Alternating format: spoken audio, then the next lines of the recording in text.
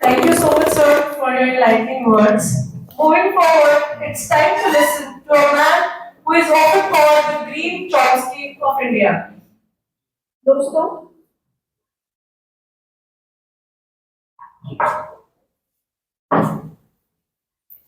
खेती सिर्फ खेती सिर्फ पेट भरने का साधन नहीं, जीवन जीने की कला है। और इस कला को वैज्ञानिक नजरिए से समझाने के लिए हमारे बीच डॉक्टर देवेंद्र शर्मा जी मौजूद हैं। It is a great honor for us to welcome a voice that has shaped national and global thinking on food security, agriculture, and farmers' rights. Dr. Devendra Sharma, an award-winning journalist turned policy analyst and agricultural scientist, Dr. Sharma has devoted his life to advocating for sustainable agriculture, social justice, and the dignity of farmers.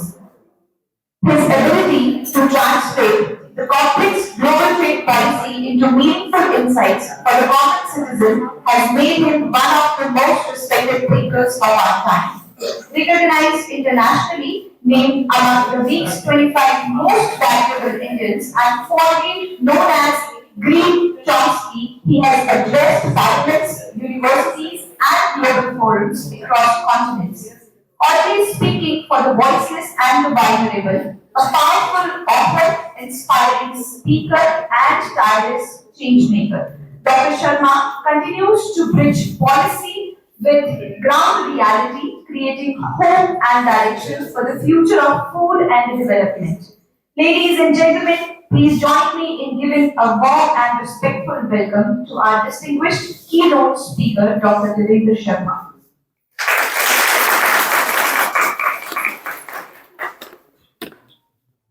इधर कर लो।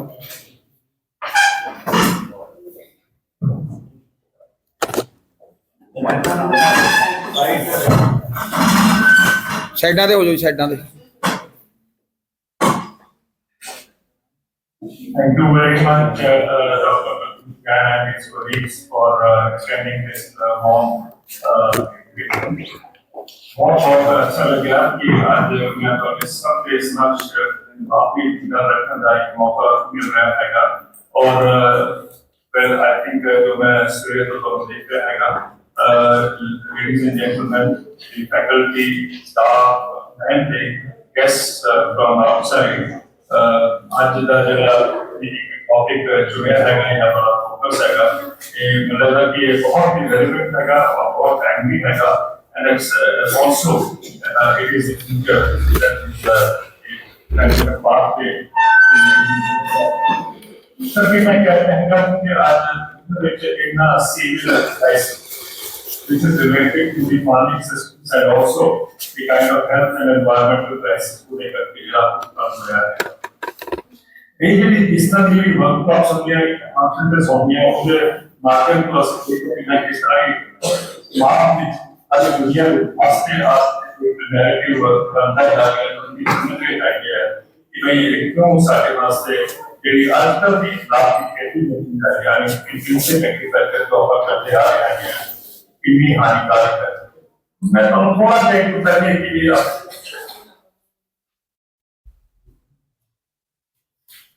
फसल farming में benefits देखिए और समझिए और उनके ऊपर की प्रगति हो रही है, उन्हें भी जानने की कोशिश करिए। तो पहले एक ग्लोबल एक डिफरेंट जगह है मैं आपके सामने रखना चाहूँगा क्योंकि जब तक बिल्कुल एक्टिव तो नहीं समझते हैं अब ये बहुत सारी सूट है क्योंकि होली अपने अलग छोटे दायरे में देखी जाती है। मैं इस करके बोलते हैं मैं क्या कहता हूँ कि दुनिया कुछ हो रही है और हिंदुस्तान की नेगेटिव कम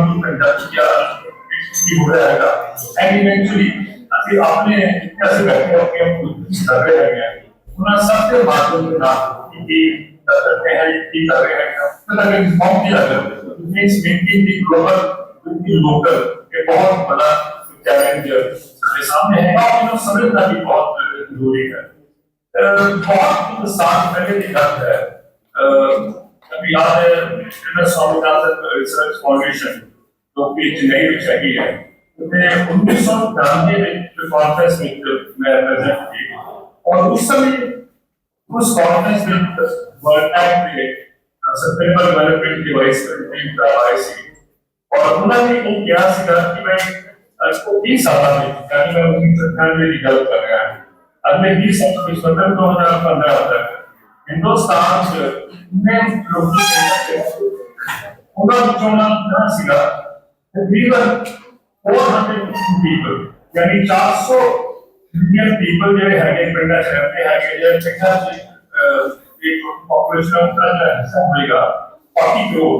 40 करोड़ लोग जो है कि अगले 20 साल में कब निकल के क्या निकलता है मैं बहुत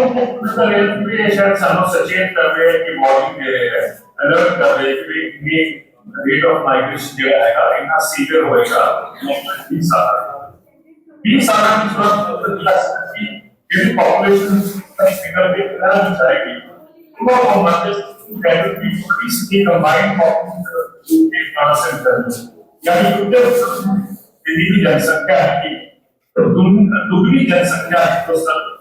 पिंडा करना चाहिए लेकिन बहुत सारे बात लोग ये सालों अलर्ट नहीं कर सकते और इधर दस्तगिरी होना चाहिए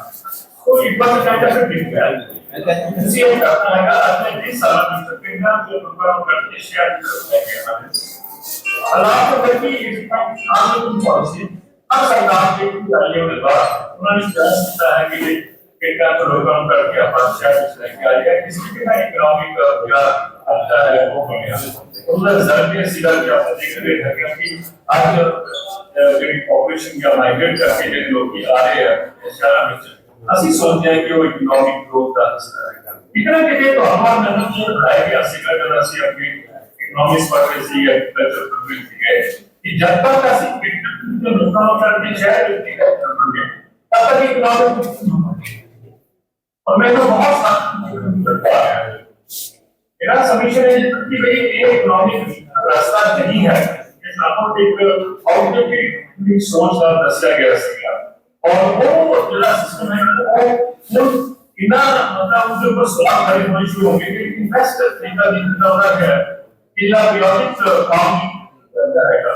लेटेस्ट पीरियोडिक फार्मिंग कहता है हिंदुस्तान तकरीबन 7 पिछले 5 साल में 30 बारिश करेंगे इधर होगा तो कहता है कि क्या रिस्ट्रिक्शन रहेगा और वापस जाता है एंड सभी लोग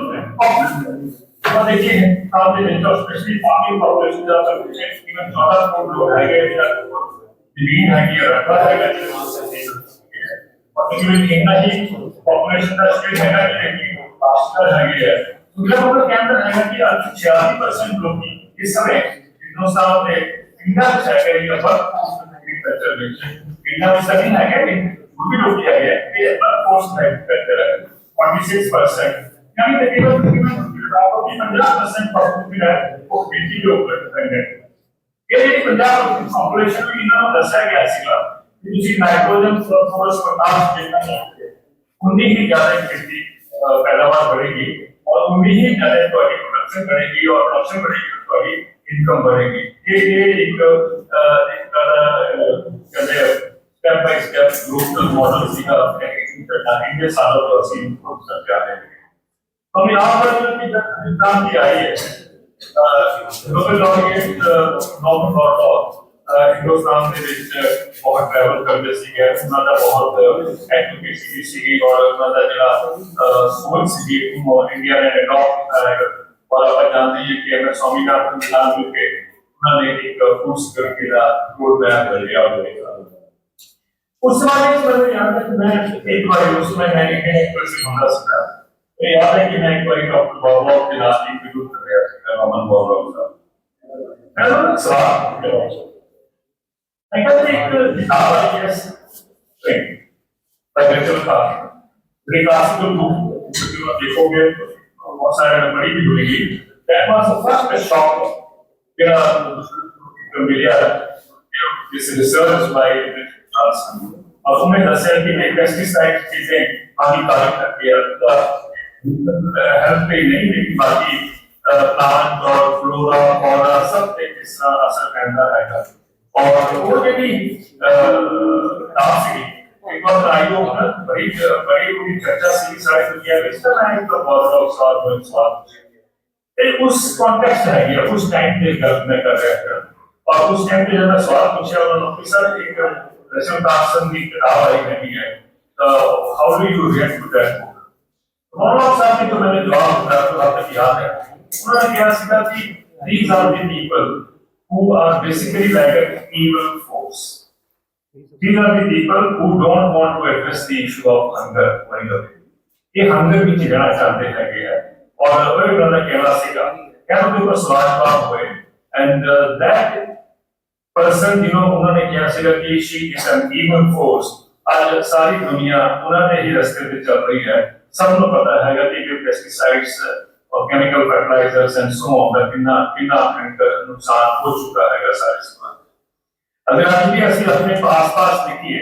आई एम श्योर ਤੁਸੀਂ ਵੀ ਆਪਣੇ ਆਪ ਫੈਮਿਲੀਜ਼ ਵਿੱਚ ਦੇਖਦੇ ਹੋ ਜਾਂ ਤੁਹਾਡੇ ਪੜੋਸ ਦੀ ਫੈਮਿਲੀ ਹੋਏ ਤੁਸੀਂ ਇਹ ਦੇਖਦੇ ਹੋ ਕਿ ਹਰ ਫੈਮਿਲੀ ਵਿੱਚ ਕੋਈ ਨਾ ਕੋਈ ਕੈਂਸਰ ਤੋਂ ਪੀੜਿਤ ਹੈ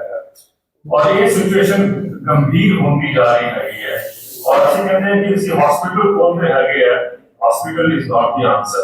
आंसर शुड बी कि ये कैंसर हो ही ना लेकिन ਅਸੀਂ बड़े दसते हैं कि बल्कि स्पेशलिटी हॉस्पिटल खुल गए हैं पंजाब में किसको या ਤੁਸੀਂ राजस्थान देखो या हरियाणा देखो या देश के किसी भी कोने से देखो आज सारा एक तरह की बर्बाद हो गई है हॉस्पिटल जिससे के डेवलप होते जा रहे हैं but I think more important is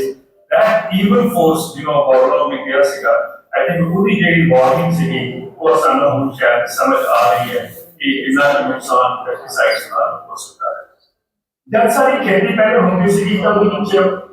ਜਿਹੜੀ क्रॉप वैरायटीज निकालियां गई सी या डेवलप की गई हैं वो सारी क्रॉप वैरायटीज दे वर फर्टिलाइजर रिस्पांसिव दे वर पेस्टिसाइड रिस्पांसिव यानी उनका असर नहीं होता सीगा असर मतलब उनकी ग्रोथ नहीं होती सी या किसी उधर पोटेंशियल नहीं देख पाते सीगे जब वो फर्टिलाइजर को रिस्पॉन्ड करती सी या केमिकल पेस्टिसाइड्स को रिस्पॉन्ड करती सी तो ये वैरायटियां निकलियां ਜਿਹੜੀਆਂ ਕਿ ਉਹਦੇ ਨਾਲ ਜਿੰਨਾ ਤੁਸੀਂ ਉਪਯੋਗ ਕਰੋਗੇ ਉਹਨਾਂ ਉਪਯੋਗ ਕੈਮੀਕਲ ਸੈਟ ਕਰੋਗੇ ਉਨੀ ਹੀ ਉਹਦੀ ਪੈਦਾਵਾਰ ਜ਼ਿਆਦਾ ਹੁੰਦੀ ਸੀ ਜਾਂ ਉਹ ਟੈਸਟ ਕਰੋਗੇ ਇਹ ਤਾਂ ਇੱਕ ਸਿਚੁਏਸ਼ਨ ਸੀ ਔਰ ਜਿੰਨੀ ਵੀ ਹਾਈਬ੍ਰਿਡ ਵੈਰਾਈਟੀਜ਼ ਆ ਆਪਾਂ ਦੇਖਦੇ ਹੈਗੇ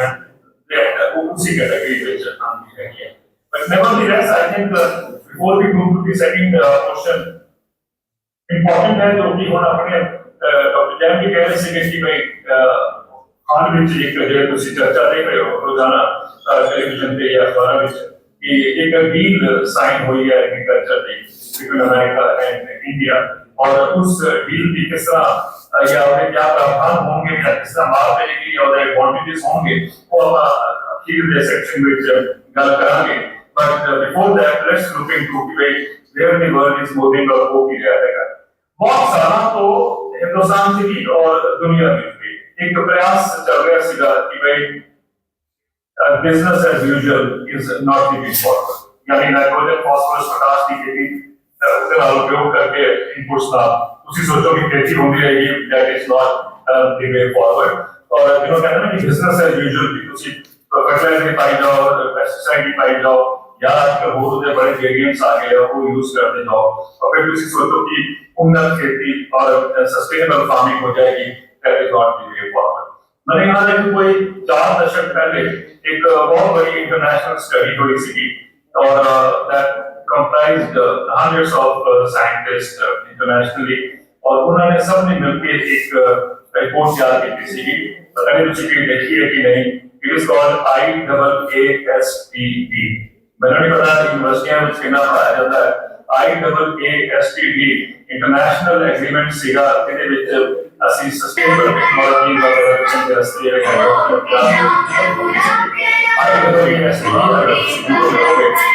रिपोर्ट भी मिल जाएगी और गूगल पर डिटेल्स भी रिपोर्ट भी मिल जाएंगे और मैंने कहा कि ये सारी यूनिवर्सिटियां आई हुई है अनफॉर्चुनेटली इंडिया में सिगरेट पेट्रोल लेकिन सारे कितने नहीं आई है वो रिपोर्ट नहीं सारों प्राइवेट में क्या सारा रेगुलर ਅਸੀਂ प्रयास नहीं कर रहे हैं कि किस तरीके से एग्रीकल्चर की ग्रोथ बढ़ती जाए या आगे अपना फूड सिक्योरिटी के इशू एड्रेस करते रहिए ये सोचना है and that is coming from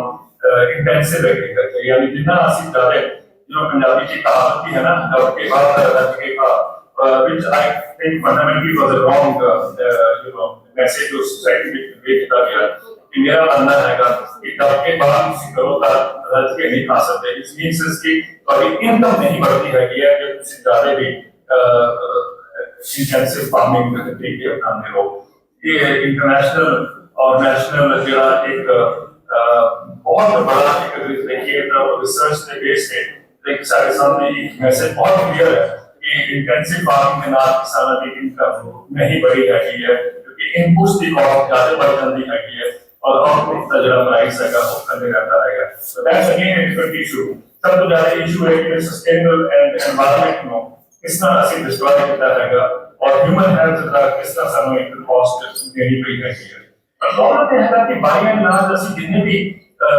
students हैं एग्रीकल्चर में या जो एकेडमिया है वो भी इस गानों इस दिन के बाद उठाना चाहिए सीखा और नहीं उठा पाया, लेकिन सस्टेनेबल डेवलपमेंट या सस्टेनेबल एग्रीकल्चर में रास्ते को दिखाने वास्ते आई थिंक सिविल सोसाइटी का बहुत बड़ा योगदान हिंदुस्तान में देता है। बहुत सारा तो मैं अक्रॉस द कंट्री ट्रैवल करता है meeting the small groups some are bigger now and trying to look at the farming systems. Kerala is KG farming होती है, Tamil Nadu is KG होती है, पंजाब इसकी होता है, हिमाचल की होता है और in other states just to equip myself or understand कि भाई कितना potential हैगा, कितनी ताकत है ये foundation कितनी strong है ये जैसे agriculture system असली build up कर रहे सीगे और पता है agriculture department है कि agriculture extension services से ही आप उनके सारे प्रयास होना सीगा कि उन्नत किसान करते सीखे या किसान हो गए प्रतिभाशाली सीखे उन्होंने वैसे लगे आएगा और उन्होंने वैसे ऑनर भी देता है उन्होंने रास्ते में चले भी आएंगे, लेकिन जब किसान उस टाइम भी अपने उस टाइम भी बात करें जब मैं स्टूडेंट होता सी एग्रीकल्चर का जब किसान उस टाइम भी उन्नत खेती अपने ट्रेडिशनल तरीके नाल करते सीखे असली उन्होंने बेकार समझते सीखे जब वोकैबुलरी सीखी डिपार्टमेंट्स की या एक्सटेंशन मशीनरी की वो कहते सी अगर किसान है तो ओके रह जाएगा जिला किसान प्रतिभाशाली हो सीगा जिला की ट्रैक्टर भी यूज करता सीगा, मशीनरी भी यूज करता सीगा, केमिकल इनपुट्स भी वाहियात तरीके यूज करता सीगा, वो वासी कहते सीगे कि एक उन्नत किसान है। एक तो एक तरीके से जो नेगेटिव होता है ना वही ऐसे इस तरह बढ़ाता सीगा कि जो ट्रेडिशनल फार्मिंग करते हैं कि इतना बैकवर्ड है सब स्टैंडर्ड है या इनफेक्टिव है ये सारी सोच भी ऐसी तरीके का मैसेज करने का असली उन पीछे पैगाम जो कहते हैं पीछे बना के पीछे बुरा लाइन को तय करता है, लेकिन अक्सर सानू समझ आया जब ह्यूमन कंटामिनेशन हुई है ह्यूमन हेल्थ की और एनवायरनमेंट की तब सानू समझ आया कि वो लेगासी सीगे वो एक्चुअली प्रोग्रेसिव फार्मर्स सीगे वही सीगे या सानू अगले एरा वास्ते रास्ता दिखा सकते सीगे वो सानू अच्छी तरह समझ आ गया है और कोशिश हो रही है कि वो लोग build up किया जाए वो भी एक दो तीन चार steps जो भी है we will talk about it, but I think more important as a policy is to appreciate and understand those farmers who have kept the issue alive उन्होंने जरूर अपने उन्होंने बहुत बहुत धन्यवाद होंगे उन्होंने जो योगदान है वो भी सारा वापस उस स्थिति में लेके आया है बहुत टेंशन सीखा एक ऐसी डाउन के लोग था because of the lobbies working against that kind of a system. Anyway, वो तो सिचुएशन एक सीधी वो भी ऐसे क्रॉस कर रही है उन हालात में है कि भी दुनिया में अगर आप देखिए सब तो बड़ा एग्रो इकोलॉजिकल जो मॉडल है फार्मिंग का वो एक्चुअली हिंदुस्तान है सारा हिंदुस्तान को नहीं पता इसका सानू मतलब अफसोस करके क्योंकि मीडिया को कोई इंटरेस्ट नहीं है ये इकोनॉमिक खाना उसके और क्योंकि वो जितना ज्यादा तुसी इनपुट्स ऐड करोगे खेती में उन्हीं ज्यादा कंजम्पशन का पैटर्न बढ़ता है तो उसके नाम उतना ही इकोनॉमिक ग्रोथ होती है या जीडीपी बढ़ती है जितना तुसी केमिकल फर्टिलाइजर पाओगे केमिकल पेस्टिसाइड्स पाओगे मशीनों का उपयोग करोगे तो उन्हीं बड़ी कंट्री की जीडीपी में जो ऐड हो जाता है इस करके सारा सिस्टम जो है वो तो जीडीपी में बढ़ाने लग गया हुआ है so why don't we talk about the system जिसके ਵਿੱਚ एक्सटर्नल इनपुट्स का यूज ही नहीं होता है and I think that's a system which may not be adding on to GDP but that's a system which is economically and also ecologically sustainable और अगला रास्ता जो है सोसाइटी में वो ही दिखाना है वो जो फूड सिस्टम है इसका के लिए बहुत महत्वपूर्ण है क्योंकि आज इस स्टडीज आ चुकी हैं कि एग्रीकल्चर ही दुनिया में जो ग्रीन हाउस गैस एमिशंस होते हैं उसका जो योगदान देखिए एग्रीकल्चर रफली यानी फूड सिस्टम जो पूरा है right from sowing of the crop till the wastage ਜਿਹੜੀ food wastage ਹੁੰਦੀ ਹੈ तब तक अगर आप देखें तो तकरीबन 34% की ग्रीन हाउस गैस emissions है that comes from agriculture. So that means कि तिहाई ਜਿਹੜੀ green house gas emissions है वो agriculture ਵਿੱਚੋਂ ਆ ਰਹੀ है. So there is a rethinking going on today. कि भाई इनको कम करना है. काम किस तरह से भी है जब आप ट्रेडिशनल फार्मिंग तो ऑर्गेनिक फार्मिंग या नेचुरल फार्मिंग या किसी को छोड़ के नाम लो नॉन केमिकल फार्मिंग ਜਿਹੜੀ ਹੈਗੀ ਹੈ ਅਗਰ ਆਪਾਂ ਇਮੀਡੀਏਟਲੀ से हट करके ਉਹਨਾਂ ਨੂੰ ਸਭ ਤੋਂ ਅਲੱਗ ਕਰ ਦਈਏ ਉਹ फार्मिंग सिस्टम ਹੈਗੇ ਆ ਜਿਹੜੇ ਕਿ ग्रीन हाउस गैस emissions नहीं एज हम ऐड करते हैं कि ਵਿੱਚ ਕੋਈ ਇतना योगदान नहीं आता है. दूसरी बात है कि जिससे के साथ जमीन की तबाही हो गई है सॉइल को ਅਸੀਂ granted for granted all these years और सॉइल का अब ये हालात हो गया है कि हम कोई पंजाब की सरकार कहेगी या प्रभु सरकार कहेगी सारा 0.4% से ऑर्गेनिक मैटर रहेगा सॉइल पे पर there are studies which show us clearly कि रफली जीरो के लेवल पे ऐसी पहुंच गए हैं ऑर्गेनिक मैटर इन सॉइल. जब ऑर्गेनिक मैटर सॉइल पे नहीं होएगा तब हम किस तरह खेती करनी है तो ਤੁਸੀਂ बिना केमिकल पाओगे जिन्हें ਤੁਸੀਂ इनपुट्स पाओगे उन्हीं ही खेती होती रहेगी है. इसी करके आपने देखा है कि हिंदुस्तान में एक स्टेज ਸੀਗਾ ਕਿ ਥੋੜਾ ਜਿਹਾ ਫਰਟੀਲਾਈਜ਼ਰ ਪਾਉਂਦੇ ਸੀਗੇ ਤਾਂ ਉਹਦਾ ਆਊਟਪੁੱਟ ਜ਼ਿਆਦਾ ਸੀਗਾ. ਹੁਣ ਇਹ ਹੈ ਕਿ ਤੁਸੀਂ ਬੈਗਸ ਆਫ ਫਰਟੀਲਾਈਜ਼ਰ ਪਾਈ ਜਾਓ ਤਾਂ ਉਹਦਾ ਆਊਟਪੁੱਟ ਜਿਹੜਾ ਨਿਕਲਦਾ ਹੈਗਾ ਉਹੀ ਆਊਟਪੁੱਟ ਜਿਹੜਾ ਪਹਿਲੇ ਸੀਗਾ ਉਹ ਉਸ ਬਰਾਬਰੀ ਦੇ ਅੱਜ ਉਹ ਨਿਕਲਦਾ ਹੈਗਾ. So which means your input intake is going very high और जो आउटपुट हैगा वो उन्हें ਤੁਸੀਂ बचा लो ਤਾਂ ठीक है. अगर बहुत सारा तो मैं देखता है कि पंजाब में बड़ी खास सारी कोटी हो रही है तो सिर्फ हमनी इन्वॉल्व किया है संगरूर डिस्ट्रिक्ट की है सब तो highest use of chemical fertiliser is in Sangrur district. It is a shocker. इसका भी शॉकर है कि Punjab Sangrur is also the district जेडी सब तो ज्यादा हाई है.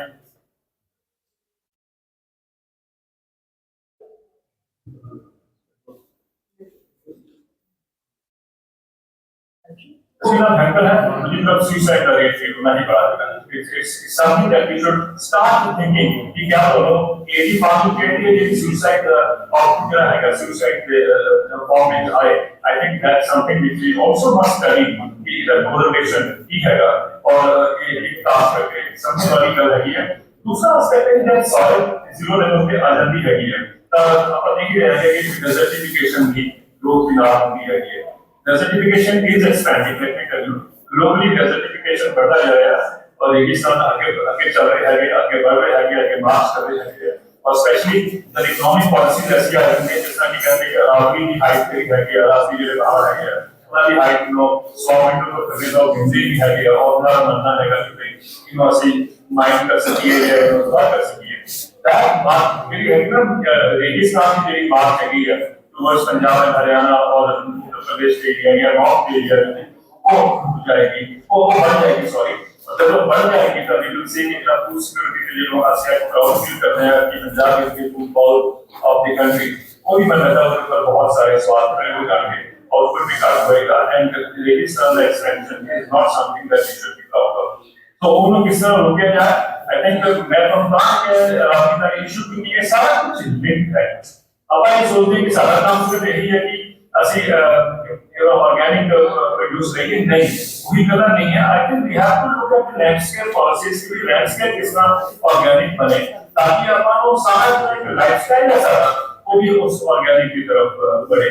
और ये इस करके मेरा सोचना है कि प्रोडक्ट मेरा रोल बहुत इंपॉर्टेंट है इधर पर. ये ना सोचो कि एक सज्जन आके और हम लोग के चले जाएंगे तो काम हो गया या हमारा ही काम है नहीं. आई थिंक सबका अपना लेवल है योगदान का. जब तक ਅਸੀਂ कलेक्टिव को योगदान नहीं दिखावांगे ਮੈਨੂੰ लगता कि ਅਸੀਂ वो चेंज जो ਅਸੀਂ सोचते हैं कि हो सकती है वो ਅਸੀਂ कभी करके दिखाना या कभी सोचा नहीं कि ये जारी हो जाएगा. इसका भी है कि पानी का दोहन हो रहा है स्टबल बर्निंग हो रही है या मुनाफी को नवा पूरा गया है कि एथनॉल प्रोडक्शन बढ़ानी है. एक तरफ ਅਸੀਂ पहले तो बाहर निकलने की कोशिश कर रहे हैं कि अभी नहीं हो पा रहेगा उपरों ਅਸੀਂ बीएससी कल्टीवेशन लेके आवांगे कि एथनॉल बनाने वास्ते कोई और मैन्युफैक्चर सारे को किया जा रहा है. लेकिन वो इसका क्या हो रहा है सब कुछ पॉसिबल क्योंकि तुसी और मैं नहीं बोलते तुसी और मैं नहीं समझते तुसी का कोऑपरेशन करना है ये प्रयास करते हैं कि एथनॉल की प्रोडक्शन ना या टेक्निकल नुकसान या हो रहा है या दिख रहे हैं आप वो एथनॉल की प्रोडक्शन में भी होगा कि नहीं होगा। मैं नहीं कह रहा कि गवर्नमेंट की पॉलिसी में खिलाफ जाओ, किसी का तो अपनी रिसर्च एंड एनालिसिस का शुरू की जाए, ये इम्पैक्ट होगा आने वाले सालों में। I think that's something that we should be worried about because you can't replace paddy with another equally worsening problem of ethanol production. Some of Hindustan में फील करना सबको इम्पोर्टेंट चीज है, भारत में फील करना इतना इम्पोर्टेंट नहीं है, अगर फील करेगी about this. लेकिन फिर भी सारी सोच यही है कि आप जस्ट नहीं कर जाए यार, का पेट्रोल महंगा हो जाएगा, पेट्रोल का वैसे महंगा आएगा। But anyway, let's leave this issue apart. Now come back to agriculture. मैं तो कह रहा हूँ कि हिंदुस्तान में दुनिया का सबसे बड़ा एग्रोइकोलॉजिकल फार्मिंग सिस्टम हिंदुस्तान में है। आंध्र प्रदेश साउथ में जो प्रदेश है, मुझे याद है कि उन्हें कोई 20 साल पहले एक पिंड ने पनकुला का नाम सीखा, खम्मम जिला है आंध्र प्रदेश, उन्हें एक पिंड में जो बुजुर्ग सीखे वो तंग आ गए पेस्टिसाइड का जिस तरह दुरुपयोग होता सीखा और जिस तरह रेट ऑफ यूसेज सीखा उस पर्टिकुलर पिंड में जो नाम दस्या पनकुला PUNNUKA पनकुला वाज द विलेज और खम्मम जिला है उन्हें सीखा पिंड उधर के बुजुर्गों ने क्या कि ऐसे केमिकल पेस्टिसाइड का उपयोग करते हैं और 3-4 बुजुर्ग सीखे और उन्होंने जब बंद करता था उन्होंने ये विलेज में गल मनी जो केमिकल का उपयोग बंद किया गया,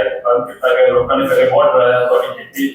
डूब जाएगी, उसी अपना टैक्स से जा रहे सो और सो तो बुजुर्ग उन्होंने कैसी जिंदगी देखी है असामयिक ज्ञान के साथ और उस पैटर्न भी उन्होंने की कितना सिविल सोसाइटी में बनाया कि सब ऑल्टरनेटिव जैसो और ऑल्टरनेटिव जैसे आज ये पूरा एक ग्रुप का मतलब इस लेवल पे पहुंच गया है कि आंध्र प्रदेश तकरीबन 8 लाख किसान जो है वो केमिकल तो नॉन केमिकल खेती में चले गए, यानी वो केमिकल फार्मिंग छोड़ के ऑर्गेनिक सिस्टम स्विच या नेचुरल फार्मिंग में चले गए। 8 लाख को छोटा मेंटेन सेंस करने का नहीं है, यह मतलब है कि बहुत बड़ा एक्सपेंशन हुआ उस मॉडल का। तो community manage natural farming system कहते हैं, कम्युनिटी जो भी रोल होता है उसके साथ बिल्डअप करके उन्होंने किसी community manage natural farming system बनाता है और उनकी गवर्नमेंट का प्रयास है कि 2030 तक उन्होंने कहना है कि आंध्र प्रदेश में 7 लाख किसान है और उन्होंने ये क्लेम है कि ऐसे 2030 तक सारे 60 लाख किसानों को केमिकल टू नॉन केमिकल खेती है। ये बहुत बड़ी बात है कि केमिकल टू नॉन केमिकल खेती एक प्रदेश अगर इनमें करके आ सकता है तो मेरा मानना है कि बाकी प्रदेशों में भी को शुरुआत की जा सकती है। लोकल एडप्टिव सिस्टम ना मैं नहीं कह रहा कि वन साइज फिट्स ऑल नहीं, उसी बात को आपने जो भी लेसन लेने हैं लेके आपने अपनी स्टेट में किसी के बात किया जा सकता है उधर अडॉप्ट करके I think we can build on that system. पर मेरा सजेशन से तो सामने है कि Andhra Pradesh is become such a huge proponent of organic farming or natural farming. मैं जब भी गया नेचुरल फार्मिंग के सिस्टम में देखने वास्ते Andhra Pradesh I always come back and rejoice कि भाई एंड हैप्पी कि भाई ये जो सिस्टम है वो इतना सदुरुपयोग आ गया है कि मतलब ऐसा कि एक्सपेंशन करनी मुश्किल नहीं होगी और काम मुश्किल नहीं होगी कि उसी ऑर्गेनाइजेशन इस काम को समझिए। ये नहीं है कि ऐसी बोलते रहिए और कुछ सोचो कि अपेक्षा में के तो कुछ जगह होगी जो समझकर करनी जरूरत नहीं है या समझने की जरूरत नहीं है। आई थिंक साथे की ग्रुप का एक इतना बड़ा हिस्सा रहेगा साइंस आप सुनते हैं कि सिक्किम में ऑर्गेनिक स्टेट है सो लेकिन उनके बावजूद भी सिक्किम में बहुत बड़े large scale state government involve नहीं है, लेकिन उनके अलावा बहुत सारे देश के अलग अलग हिस्से में जो सिस्टम डेवलप होकर आ रहे हैं नेचुरल फार्मिंग में या organic farming I think they are very encouraging और मेरा भी पता बड़ी क्या मैं कॉन्फ्रेंस में आ पाया पंजाब में बहुत प्रयास हो गया इसका कि किस तरह से केमिकल को निकल के नॉन केमिकल की तरफ बढ़ी है और मतलब ताकि वो एक आस्ते आस्ते जो टेक्निक है वो आगे चलेगी। और भी अच्छा सिस्टम हो गया एंड सिस्टम ये हो गया कि ICR Indian Council of Agriculture Research में सारी universities now agriculture university now there are about 70 agriculture universities in the country और सब में आदेश दिया है कि बीएससी एग्रीकल्चर का जो डिग्री कोर्स है वो हम नेचुरल फार्मिंग के लिए तो वो बड़ा अचीवमेंट है हमें लगता है क्योंकि जितना प्रयास के द्वारा हो गया सीधा जब फॉर्मल सिस्टम की और अडॉप्ट करता है तब भी जो एक्सपेंशन है वो बहुत आसानी से आपको जाती है करने के लिए। तो मेरा मानना है कि अगर हम एग्रीकल्चर यूनिवर्सिटीज डिग्री कोर्स लेके आएंगे नेचुरल फार्मिंग के एक रुझान या एक तेज अपन देखेंगे सोच में जी आएगी और वही जो सोच है सानू आगे लेके चलेगी बिकॉज आज तक ऐसी सोचें नहीं सी कि पॉसिबल है स्पेशली रिसर्च प्रोग्राम में भी अपन सोलन की जो एग्रीकल्चर यूनिवर्सिटी या horticulture and forestry university of Solan में पूरा ये तीसरा साल चल रहा था इधर भी उन्होंने बीएससी एग्रीकल्चर नेचुरल फार्मिंग का डिग्री कोर्स कर रहे हैं तो हमें सोलन यूनिवर्सिटी में एक करता है अपने पड़ोस कीजिए तो आप देख सकते हैं कि एग्रीकल्चर और यहाँ की जो अप्रोच है या उसका जो आगे चलन का रास्ता है वो खुल गया है और मुझे लगता है कि जो आईसीआर का जो डायरेक्टिव है एक बहुत बड़ा चेंज लेके आएगा क्योंकि जब नई जनरेशन निकलेगी स्टूडेंट्स की ਜਿਹੜੀ ਇਹਨਾਂ ਚੀਜ਼ਾਂ ਨੂੰ ਨਾਟ ਓਨਲੀ ਰਿਸਰਚ ਔਰ ਡਿਵੈਲਪਮੈਂਟ ਦੇ ਮਾਧਿਅਮ ਤੋਂ ਪਰ ਸਾਨੂੰ ਇਹ ਵੀ ਦੱਸਣਗੇ ਕਿ ਅਸੀਂ ਕਿਸ ਤਰੀਕੇ ਨਾਲ ਉਹ ਫਾਰਮਿੰਗ ਸਿਸਟਮ ਨੂੰ ਅਸੀਂ ਨੂੰ ਫਾਈਨ ਟਿਊਨ ਕਰ ਸਕੀਏ এনवायरमेंट ਦੇ ਹਿਸਾਬ ਨਾਲ and so on so fourth I think that wood B जो कहना रिसर्च बेस होनी चाहिए है रिसर्च सपोर्ट होनी चाहिए है मतलब ताकि वो बहुत बड़ा एक रास्ता सामने दिखाएगी कि फ्यूचर में खेती किस तरफ जाएगी तो ये भी ना तो बताऊंगी कि कैसा ये वास्ते नहीं हैगा मैं देख रहे हैं कि यूरोपियन यूनियन ने पिछले 2 साल पहले जब जो उन्होंने कॉमन एग्रीकल्चर पॉलिसी होती है उस कॉमन एग्रीकल्चर पॉलिसी के तहत उन्होंने $200 बिलियन का प्रावधान किया टुवर्ड्स एग्रीकल्चर फार्मिंग सिस्टम ठीक है कि उनका प्रेशर बहुत है कंपनियां का ये नहीं होना चाहिए and so on and so fourth but the fact of the matter is कि ये प्रपोजल आ गया उनके सामने प्रावधान जाके था उन्हें यूरोपियन यूनियन ने तो अगर यूरोपियन यूनियन $200 बिलियन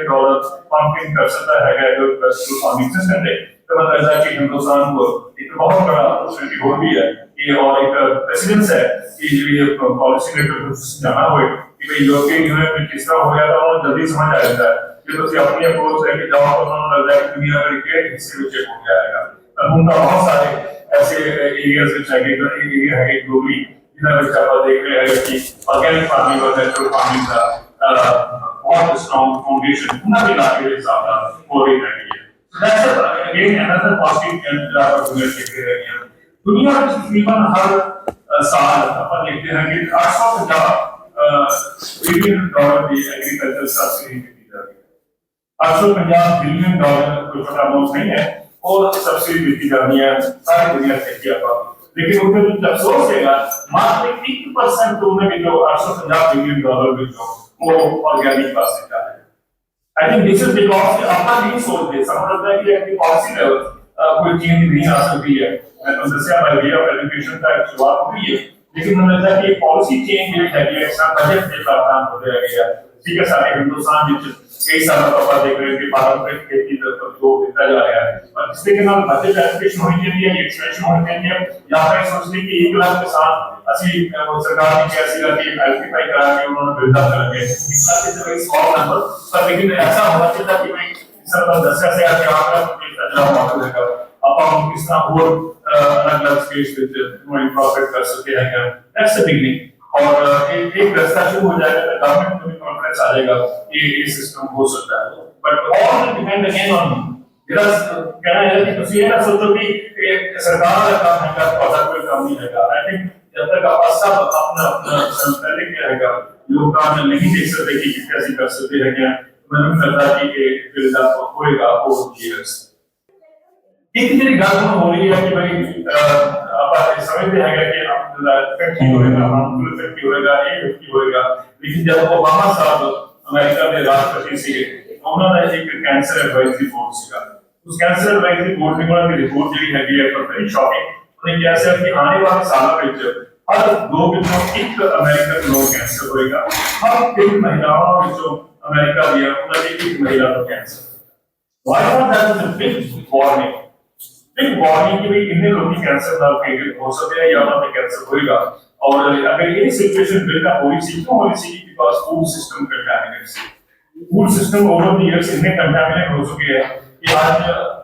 बड़ा अफसोस होता है कि जब देखता है आसपास के सिर्फ 2 साल के बच्चे में कैंसर हो गया मतलब इमेजिन नहीं कर सकते कि सिचुएशन का आगे रहने हैं और एक क्यों हो रहा है कि कंटामिनेशन जो है कि एनवायरनमेंट की हो एयर पोल्यूशन हो वाटर पोल्यूशन हो या फूड की जो कंटामिनेशन है आजकल आप देख ही रहे हैं कि अंटार्कटिका जो पेंगुइन है उन्होंने बीच में कैंसर कैंसर के पेस्टिसाइड रेजिड्यूज पाए गए हैं and so on and so fourth I think should be a cause for worry लेकिन इन सब जो बीच जो एक रास्ता निकल के आता है वो ये है कि भाई इतना है कि भाई आप एजुकेशन के लेवल पे यूनिवर्सिटीज पे एकेडमिया पे वो की हो जाएगा वैसे तो मोर इंपॉर्टेंट चीज की अपने लेवल पे की हो रहा है तो अपने लेवल पे ਤੁਸੀਂ ਕੀ ਕਰ ਰਹੇ ਹੋ ਆਰ ਯੂ ਕਨਵਿੰਸਡ ਕਿ ਭਾਈ ਅਸੀਂ ਆਪਣੀ ਫਿਊਚਰ ਜਨਰੇਸ਼ਨ ਨੂੰ ਹਿੰਮਤ ਦੇਣੀ ਹੈ ਤਾਕਤ ਦੇਣੀ ਹੈਗੀ ਆ ਜਾਂ ਤੁਹਾਨੂੰ ਲੱਗਦਾ ਹੈ ਕਿ ਨਹੀਂ ਉਹ ਆਪਣੇ ਆਪ ਸੰਭਾਲ ਲੈਣਗੇ ਸਾਡਾ ਕੰਮ ਤਾਂ ਜਿਹੜਾ ਹੈਗਾ ਕਿ ਆਪਾਂ ਨੂੰ ਸਸਤਾ ਅਨਾਜ ਮਿਲੇ ਔਰ ਸਸਤਾ ਅਨਾਜ ਮਿਲੇ ਜਿੰਨਾ ਸਾਰਾ ਬਜਟ ਉਹਦੇ ਕੰਟਰੋਲ ਚ ਰਹੇਗਾ ਇਹ ਸਾਨੂੰ ਸਭ ਨੂੰ ਸੋਚਣਾ ਹੈਗਾ it is not only the job of mothers at home कि भाई हम लोगों को अच्छा खाना परोसन लेकिन थोड़ा सब का भी जरूर है कि how to ensure that whatever you eat today is healthy और healthy कहीं बनेगा जब वो healthy होएगा और safe and healthy food is the first requirement ये जब हो जाएगा तो देखेंगे आपका एक ऐसा बेस बन जाएगा क्योंकि मैं तो दस है कि पॉलिसी चेंजेस भी आ रही है कि उसकी डाली और ना एकेडमिया में अगर बदल रहा है यूनिवर्सिटी एजुकेशन भी बदल रही है so I think we will stand on the right track you know ਅਸੀਂ ਚਾਹੁੰਦੇ ਹਾਂ ਕਿ ਸਮਾਜ ਇਸ ਤਰਫ ਬੜੇ और उस तरफ चले कोई इस तरह भी है कि ਤੁਸੀਂ अगर दुनिया देखो तो अगर मैं बड़े पॉलिटिकल या पॉलिसी ਜਿਹੜੀ मतलब उधर ਜਿਹੜੀ चेंजेस ਹੈਗੀਆਂ ਤੁਹਾਨੂੰ भी अगर मैं एक सवाल पूछता है कि किसान की इनकम नहीं बढ़ रही है ਕੀ ਕਰਨਾ ਚਾਹੀਦਾ ਤੁਸੀਂ ਸਾਰੇ ਕਹਿੰਦੇ ਹੋ प्रोसेसिंग बढ़ानी चाहिए क्या ਤੁਸੀਂ ਕਹਿੰਦੇ ਹੋ प्रोसेसिंग बढ़ानी चाहिए मैं आज तक मैं जितने भी गया है इस गल पे गौर करने वास्ते मैं देखा एक भी यूनिवर्सिटी में आज तक ये नहीं हो गया कि जितनी प्रोसेसिंग बढ़ेगी उतनी बीमारियां हो बढ़ेंगी क्यों नहीं ऐसे सोच सकते क्यों सामने ये जो पढ़ाया जाता है उसके पीछे रहते हैं वो आगे या पीछे नहीं सोचते रहेंगे एग्रीकल्चर की प्रोसेसिंग हो रही जो फूड प्रोसेसिंग कहते हैं फूड प्रोसेसिंग के माध्यम से भी सारी जगह हेल्थ डेवलप हो रही है ये भी सालों काम भी बहुत होती है आप क्या करना है कि इस प्रोसेसिंग का मतलब हमारा जो जैम बन जाएगा उनका फ्रूट जूस बन जाएगा प्रॉब्लम सॉल्व हो जाता है ऐसा नहीं है you should look into what goes into the processed food which is also a very big factor जो आज कंटामिनेट हो गई है पूरी ह्यूमन हेल्थ और एक स्टडी देख रहे सीगा उन्हें हालत पूरी हाल चाहिए गई है उन्होंने कहा कि दुनिया में 89% जो प्रोडक्ट्स वाली शेल्फ पे होंगे जिस जब सुपरमार्केट जाते हो तो उनके तकरीबन 40,000 प्रोडक्ट्स अच्छे सुपरमार्केट पे होंगे उन्होंने शेल्फ पे उन्होंने जो 89% जो प्रोडक्ट्स है प्रोसेस्ड फूड जो है वो they are quality wise very increase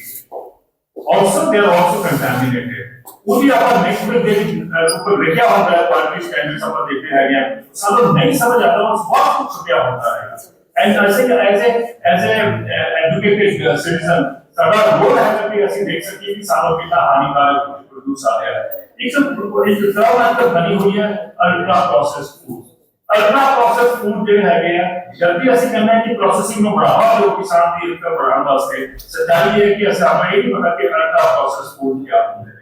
ultra processed foods जिनमें एक्सपैंड हुए हैं जिनमें उनकी ग्रोथ हुई है उनमें ही कैंसर की ग्रोथ हुई है so I think this correlation must be understood ਅਸੀਂ ब्लाइंडली कहते हैं कि प्रोसेसिंग को बढ़ाओ ताकि किसान की इनकम बढ़े ऐसा नहीं है किसान की इनकम बढ़ जाएगी अगर इस नाल लेकिन फिर सोसाइटी में जो हाल हैगा ਅਸੀਂ देख रहे हैं सारी दुनिया ਵਿੱਚ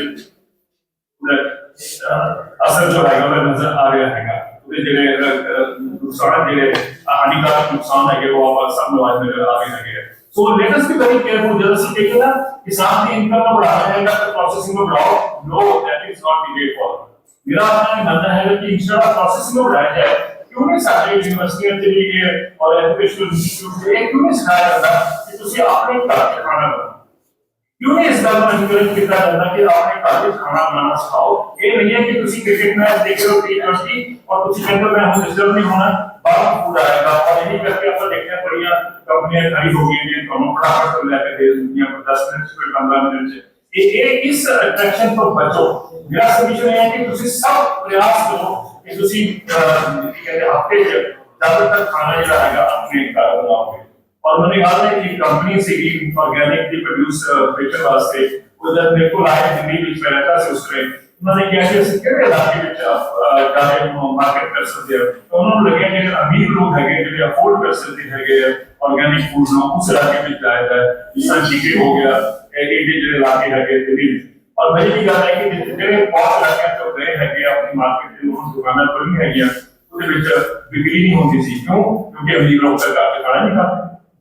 तो ਜਿਹੜੇ ਘਰ ਤੋਂ ਜਾ ਕੇ ਖਾਣਾ ਨਹੀਂ ਖਾਂਦੇ ਉਹਨਾਂ ਨੂੰ ਕੀ ਮਤਲਬ ਕਿ ਤੁਸੀਂ ਆਰਗੈਨਿਕ ਦੇ ਰਹੇ ਹੋ ਕਿ ਨਹੀਂ ਦੇ ਰਹੇ ਹੈ so I think it is job of you and me as a middle class ਕਿ ਆਪਾਂ ਨੂੰ ਸਮਝੀਏ ਕਿ ਸਾਡਾ ਆਰਗੈਨਿਕ ਦੇ ਨਾਲ ਕੀ ਰਿਸ਼ਤਾ ਹੈਗਾ ਔਰ ਜਦੋਂ ਆਪਾਂ ਸਮਝ ਆਵਾਂਗੇ ਤਾਂ ਮੈਨੂੰ ਲੱਗਦਾ ਹੈ ਕਿ ਇਹ ਜਿਹੜੀ ਕ੍ਰਾਂਤੀ ਦੀ ਸਾਡੀ एक्सपेक्टेशन है वो बिल्कुल चलेगी आगे मैं पता है कि ये दोस्तों की कॉन्फ्रेंस होने में कुछ अपने वर्कशॉप किस तरह खेती करनी है वो हम दसाया जाएगा और ऐसा biggest policy framework activity should be very clear to us की करना है किस तरह पर जा रहे हैं फाइनल अब बहुत सारे लोग की सोचते हैं कि ये किस तरह होएगा किस तरह मैं जाके अपने जरा इंजीनियरिंग है मैं बाजार करना है या करनी है और मैं देखते हैं सुपर मार्केट की प्रयास करिए कि ऑर्गेनिक डेटा ऑर्गेनिक नहीं करना so where do I get your organic इस सवाल में तो डॉक्टर जैन ने बड़े सालों तो मैं इस ग्रैपल करता आ रहा है कि बहुत लोग कहते हैं कि मेरे ऐसे कंज्यूमर भी मैं की करा कि आ सके लेकिन बहुत सारे लोग डरते भी है फील करते हैं कि भाई बड़ा मुश्किल है ऑर्गेनिक लभना करके कितने अवेलेबल हैगा पर हाँ ये लगता है कि कुछ कोई साड़ी लेनी हो या किसी को पेनेट्रेट इंश्योरेंस लेनी हो तो सीधा पहन दो तो मिलती है शहर में लेकिन जब हम ऑर्गेनिक फूड डेटा तो कहते हैं सादा पता नहीं है कि मिलेगा I think one time trying to make it that उसी कांजीवरम की साड़ी वास्ते सारा मॉल खान मारते हो तो हमें नहीं पता होना कि अगर प्रयास कर सकते हैं आप कि किसको सामने पर्टिकुलर ऑर्गेनिक फूड मिलेगा क्यों इम्पोर्टेंट है इस करके इम्पोर्टेंट है और उसका अंदर अपनी घर में खत्म करेंगे आपने और सामने की भी मैंने याद है कि जब निर्मा जरा साबुन हैगा तो जब नवी कंपनी आई ना तो उस टाइम कोई T20 मैच नहीं होते सीगे ना पर इतना पैसा सीगा कि वो एडवर्टाइज कर सकें तो उन्होंने क्या किया उन्होंने देखा कि हर नुक्कड़ ਵਿੱਚ ਪਹਿਲੇ ਮੁੰਡੇ ਬਹੁਤ ਹੁੰਦੇ ਹੈਗੇ ਹਾਂਜੀ ਉਹ नुक्कड़ ਚੋਂ ਜਾ ਕੇ ਉਹ ਪਹਿਲੇ ਮੁੰਡਿਆਂ ਨੂੰ ਚੁਣਨਾ ਸ਼ੁਰੂ ਕਰਤਾ ਹੈ 4-5 ਮੁੰਡੇ ਮਿਲ ਗਏ ਉਹਨਾਂ ਨੂੰ ਉਹਨਾਂ ਦੇ ਨੂੰ ਟੈਕ ਹੋਏਗਾ ਉਹਨਾਂ ਦਾ ਕੰਮ ਇੱਕੋ ਸੀ ਉਹਨਾਂ ਦਾ ਕੰਮ ਸੀਗਾ ਕਿ ਜਿੰਨੀ ਪਰਫਿਊਮ ਦੀ ਦੁਕਾਨਾਂ ਹੈਗੀਆਂ ਉਹਦੇ ਵਿੱਚ ਜਾਣਗੇ और बोलेंगे कि मैंने तो ऐसी साबुन चाहिए कपड़े धोने वास्ते तो ये क्या बहुत रिन है एल्बिन है लेकिन ये नहीं चाहिए मैंने ना निर्मा चाहिए तो दुकानदार ने कहा निर्मा तो कोई नहीं है यार कोई आप ऐसे अच्छा सोप है उन्होंने क्या कहा कि निर्मा चाहिए क्या क्या आया था इस तरह में इको दुकान में अगर दिन में 3 या 4 घंटे गए बोले गए ये निर्मा की डिमांड करते थे वो दुकानदार को लग गया कि शाम तक किया तो बहुत इंपॉर्टेंट शो होएगा हमें जो आपकी दुकान पर तीन निर्माण है कहना मतलब है कि ये तरीका सीधा उन्होंने किस तरह मार्केट को इन्फ्लुएंस किया कि लोगों को मजबूर होकर उन्होंने निर्माण शो किया है उसकी अवेलेबिलिटी बढ़ गई है आप भी आप उसी तरीके से चलिए कि असली भी यह सोचिए कि जिस दुकान से उसी गए हो या किसी भी तो प्रयास है कि ऑर्गेनिक मिल जाएगा तो उसको डिमांड करो उसी का जाने या कंपनी का बिल्कुल नहीं है उसी का 2-3 4 लोगों ने बिल्कुल डिमांड करता बिलीव भी वो भी अवेलेबल वाले होता है अपनी दुकान में स्टॉक करेगा तो ये सारा छोटा सा कंट्रीब्यूशन हैगा कि let us all clear that Nirma के कि आप किस तरह ऑर्गेनिक को एक्सपेंड करिए और मेरा सजेशन रहता है कि अगले आने वाले समय में अगर ऑर्गेनिक नहीं बढ़ रहा हैगा don't blame the government blame yourself कि ਤੁਸੀਂ ਆਪਣਾ ਹਿੰਮਤ ਦਿਖਾਈ ਹੁੰਦੀ ਜਾਕੇ ਤੁਸੀਂ ਵੀ ਡਿਮਾਂਡ ਕੀਤੀ ਹੁੰਦੀ ਹੈ ਤਾਂ ਉਹਦੇ ਨਾਲ ਚੇਂਜ ਆਣਾ ਸੀਗਾ ਕਿਉਂਕਿ ਜਦ ਡਿਮਾਂਡ ਕਰੋਗੇ ਤਾਂ ਚੀਜ਼ ਆਏਗੀ ਤੁਹਾਡੀ ਉਸ ਦੁਕਾਨ 'ਚ ਵੀ ਔਰ ਤਾਂ ਹੀ ਉਹਦਾ ਜਿਹੜਾ ਅੱਗੇ एडवोकेसी है या प्रमोशन है वो हो पाएगा so each one of us role to play अगर नहीं किसी रोल अदा किया हैगा या नहीं प्ले किया आने वाले दिनों में तब बिलीव मी अगर कुछ 10 साल बाद कुछ अगर केमिकल रिलेटेड फूड खाने हो या मिलता हैगा और इस तरह की जो आप देख रहे हैं बीमारियां या कैसे जरा उधर बिल्डअप हो गया then I think you are to play don't blame anybody else so each one of you should take this place कि मैं भी जाके आगे तो मेरा रोल ठीक होएगा इसी करके ना मेरा कहना है कि पिछला जो हरित क्रांति आई सी हिंदुस्तान ਵਿੱਚ ਉਹ ਆਈ ਸੀ ਕਿਸਾਨਾਂ ਦੇ ਕੰਧੇ ਤੇ ਐਗਰੀਕਲਚਰ ਸਾਇੰਟਿਸਟ ਨੇ ਸਪੋਰਟ ਕੀਤਾ ਕਿਸਾਨਾਂ ਦੇ ਕੰਧੇ ਤੇ ਉਹ ਰਲੀ ਗਈ ਔਰ ਇਵੈਂਚੁਅਲੀ ਅੱਜ ਸਾਰੇ ਦੇਸ਼ ਵਿੱਚ ਅਤੇ ਖਾद्य ਸੁਰੱਖਿਆ ਦਾ ਸ਼ੋਅ ਕਰਦੀ ਹੈ ਲੇਕਿਨ ਜਿਹੜੀ ਹੁਣ ਕ੍ਰਾਂਤੀ ਆਏਗੀ ਫੂਡ ਕ੍ਰਾਂਤੀ ਆਏਗੀ ਉਹ it will not be on the shoulders of farmers it will be on the shoulders of consumer ये कंज्यूमर डिमांड करेगा तो ऑर्गेनिक मिलेगा ये कंज्यूमर नहीं डिमांड करेगा तो बिलीव मी तो कोई देर नहीं है तो ये ਤੁਹਾਡੇ ਉੱਪਰ ਹੈਗਾ ਕਿ ਤੁਸੀਂ ਕਿੰਨਾ ਇਸ ਰੋਲ ਵਿੱਚ ਇੱਕ ਆਪਣਾ ਫਿਟ ਆਪਣੇ ਆਪ ਫਿਟ ਕਰਦੇ ਹੋ ਤਾਂ ਕਿ ਅੱਗੇ ਵਾਲੇ ਆਉਣ ਵਾਲੇ ਦਿਨਾਂ ਵਿੱਚ ਜਾਂ ਜਿਹੜਾ ਟਾਈਮ ਆ ਰਿਹਾ ਹੈਗਾ ਉਹਦੇ ਵਿੱਚ healthy food becomes a norm. It needs to be healthy food is not only your right, it should also become a norm. तो ताकि हो सकता है कि अगर किसी भी अपने खड़े होकर अपना हाथ को उस तरह से बिठाओगे। लास्ट ਜਿਹੜਾ ਕਿਹਾ ਸੀਗਾ ਪਹਿਲੇ ਡਾਕਟਰ ਜਾਨ ਨੇ ਵੀ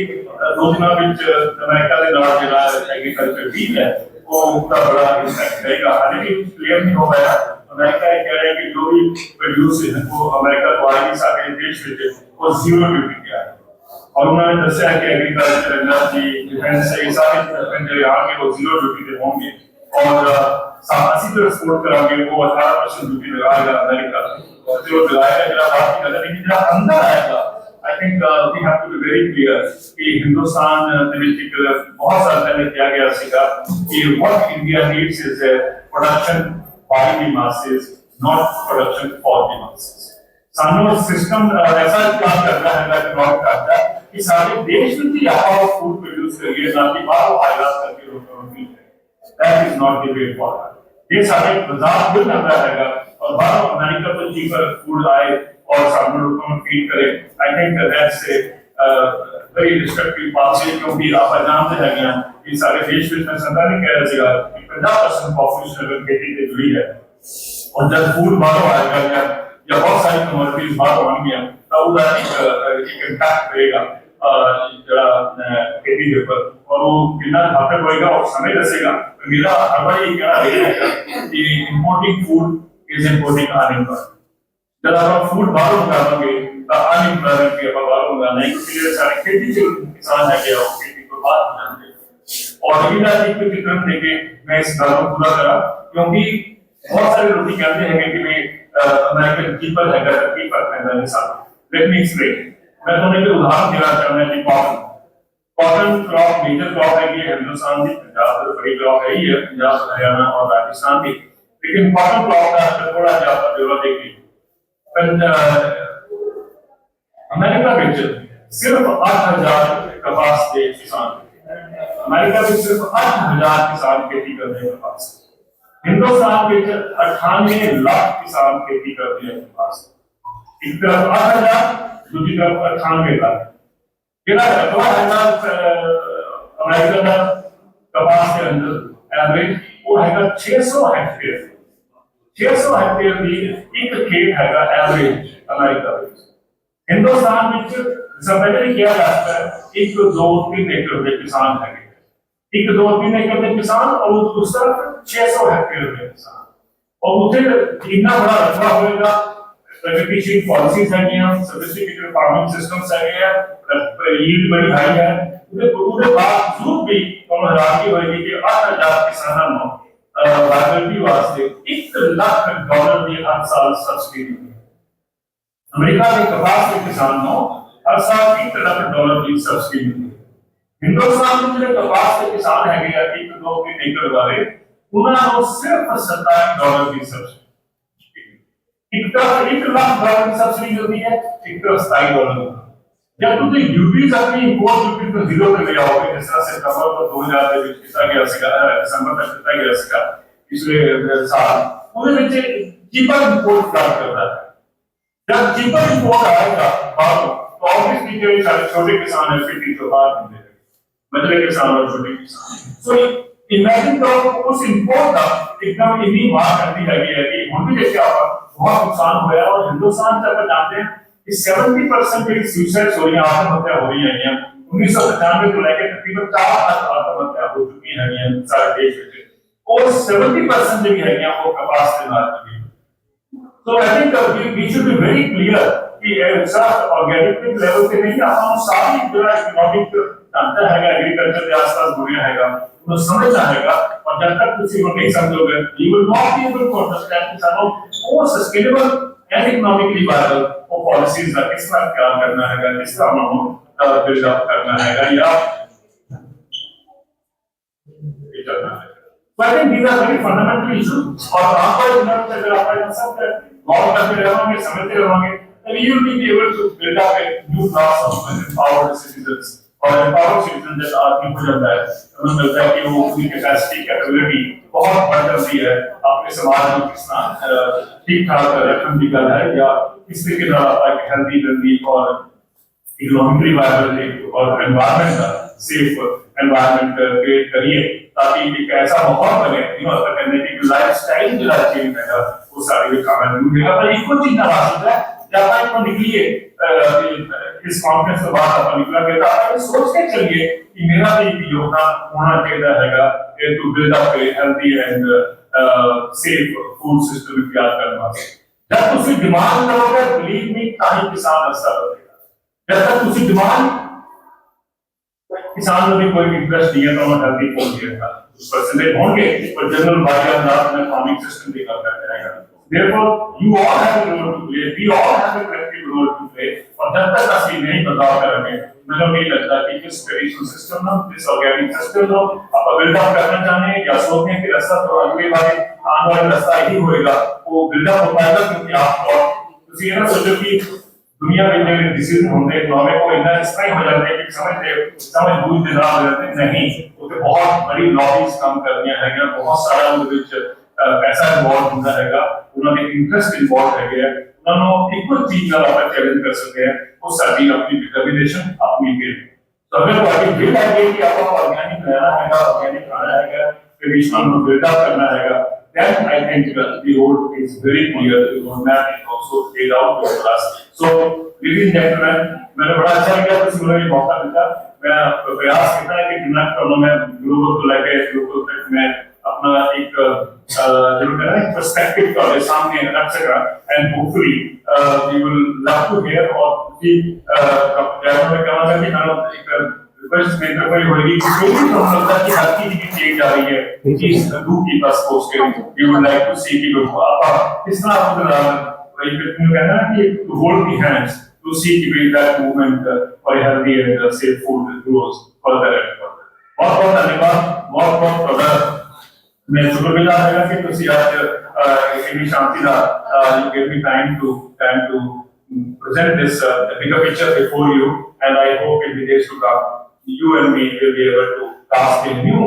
roadmap for the world to follow. Thank you very much. और ये मत करना कि तुसी कर ली और छोटी जगह है ये थोड़ा आसान है या मौखूस शहर है नहीं। I think कितने भी अगर आप शुरू करिए संगठन है एक और एक प्यारा होता है so when we start holding hands the whole number multiply करता है। Thank you very much, ladies and gentlemen, and thank you very much. Thank you.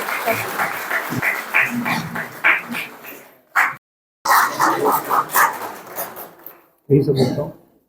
हाँ जी, sure.